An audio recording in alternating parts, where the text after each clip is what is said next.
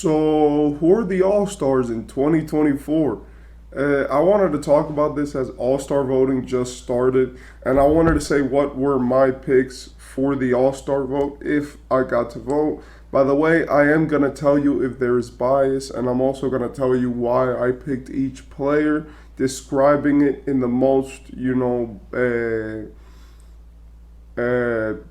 normal way possible and statistical. I'm not trying to, be very subjective with this. I'm trying to be very objective.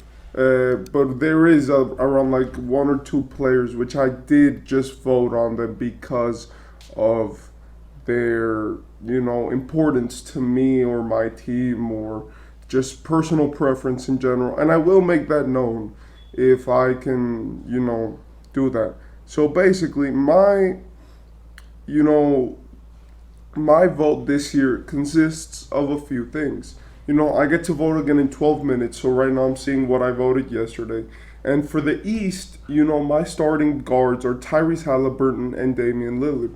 I believe that these have been the best two guards in the East. I like Trae Young a lot, and I do think he should make it. I don't know what is this thing, and I do think he is better than Tyrese.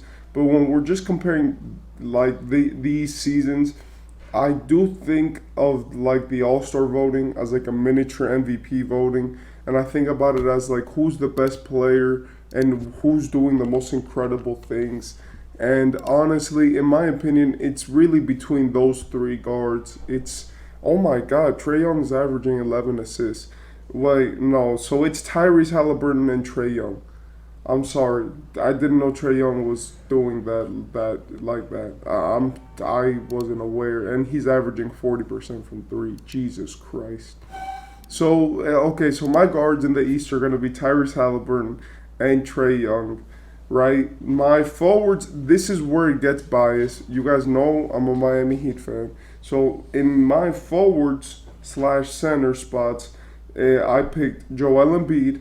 That is purely objective. That's the MVP, in my opinion. I think he has to be on this list. And I voted for him because honestly, I do believe that he's been the best player in the NBA. So, Joel Embiid, I believe that that's interchangeable. That's not interchangeable. Then we have Jimmy Butler and Bam Adebayo. I do believe that at least one of them deserves it, even if it's off the bench. I think that they are both having all star caliber seasons. Jimmy Butler has been extremely clutch, but I do want to say that he has missed some games. And he's having the regular Jimmy Butler, regular season. So with increased efficiency from three, but dropped efficiency from the field. So I understand from Jimmy, but Bam has been great. You know, Jimmy's having a regular Jimmy Butler season, but Bam has been pretty good. He's averaging 22 points, 10 rebounds, 4 assists, a steal, and a block. Meanwhile, only averaging 2.6 turnovers and having 50% from the field. Also increasing his three-point percentage and taking more threes. Now, of course, that doesn't mean he's taking a lot of them, but it just means that he's been pretty good.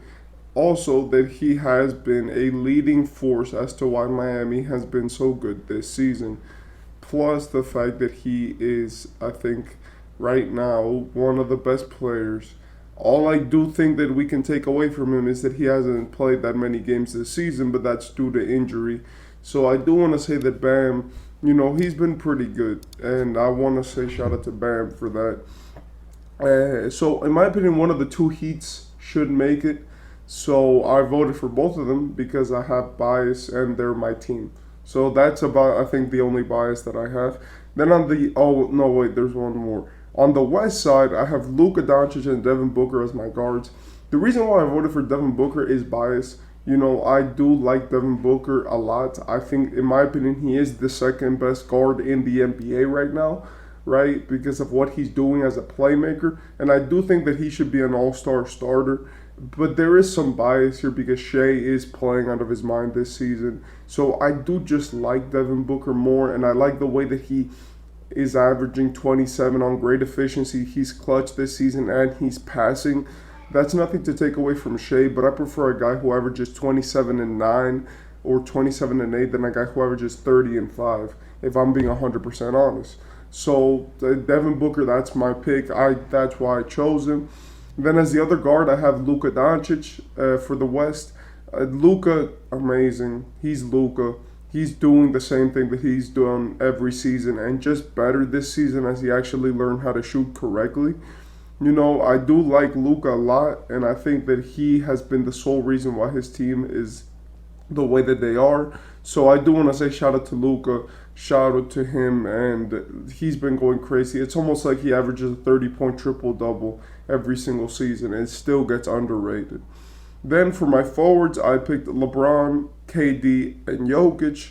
Jokic, obviously, I think those picks are pretty obvious why. LeBron has been amazing this season, and I am giving him some props for winning the in-season tournament as an all-star. I do think that winning that and being the MVP of that has boosted your case. If I'm just being 1,000% honest, don't fight me on that, right? Then you have Kevin Durant. Well, apart from that, LeBron is being one of the best players in the NBA in the clutch. Just to explain myself more, because I know that there's going to be somebody who's going to get mad that I have him as the starter. He's averaging the most points as a, player at his age ever.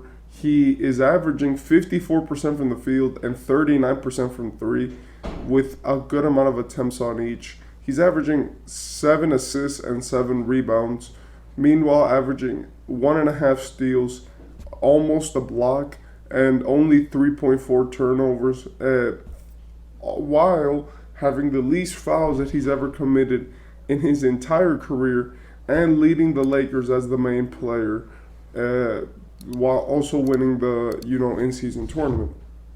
LeBron's been amazing this season.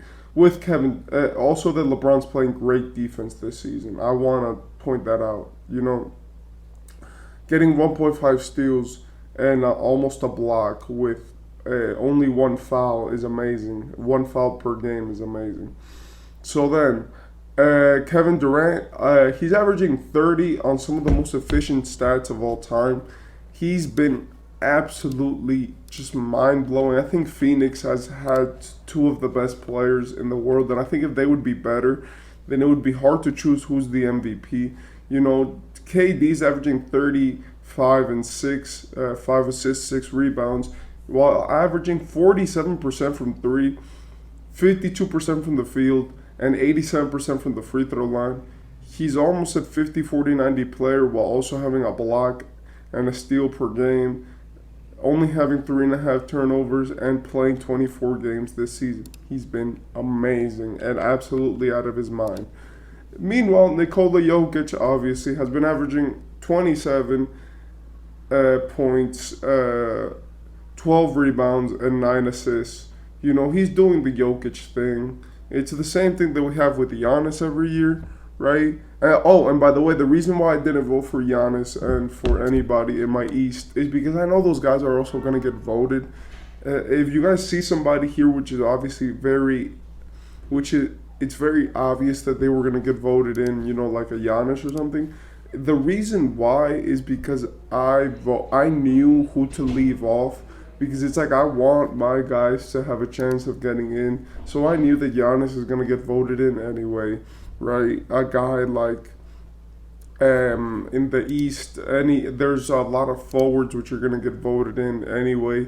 So I just, with some people, like De'Aaron Fox is another guy in the West who I believe should be in, and Shai Gilgeous-Alexander. So with all these guys, I will be alternating my voting. But if I have to make one ballot, which I submit every day, it would be this one.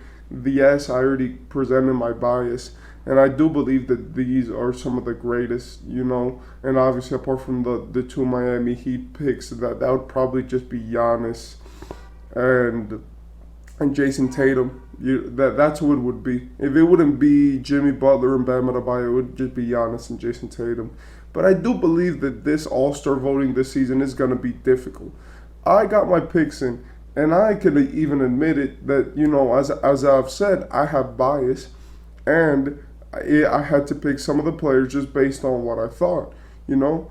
But if we're being 1,000% honest, there are so many all-star caliber players this season. It's not even funny. Trae Young, Tyrese Halliburton, Damian Lillard, Joel Embiid, Jimmy Butler, LeBron, Kevin Durant, Nikola Jokic, Luka Doncic, Devin Booker, De'Aaron Fox, Shai Gilgeous-Alexander, etc. Steph Curry, like what are we doing here? There's so many all-star caliber players in each conference, and I failed to name a lot of them. And we have to vote for the teams and the benches. And I'm just wondering who's gonna get snubbed and gonna get pushed to the bench who shouldn't be there. Because if we're being honest, Steph does not deserve to start in the All Star game. He's famous enough to do it, but right now Shea and Luca have his number. And if not Shea and Luca, Shea and Booker, and if not Shea and Booker, Shea and De'Aaron have Steph's number. So honestly, this year's All Star voting is going to be fun. It's going to be difficult, and it's going to be very tasking, as we won't really be able to see, a clear cut All Star for starting team and bench team with how good the league's been this season.